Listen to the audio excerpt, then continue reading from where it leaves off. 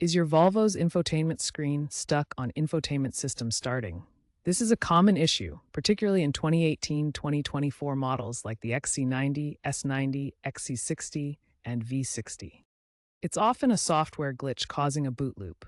The quickest fix is a force restart. Hold the start button for 3 to 5 seconds until the system shuts down, then restart the car. This clears temporary memory without losing data.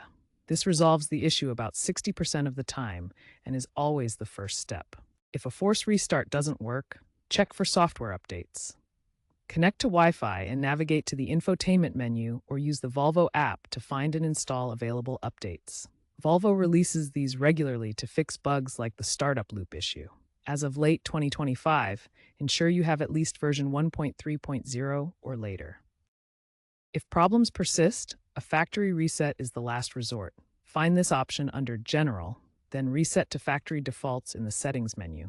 Warning, this will erase your personal data, so back up if possible. If the screen is unresponsive, seek professional help. Keeping your software up to date will reduce issues by about 90%.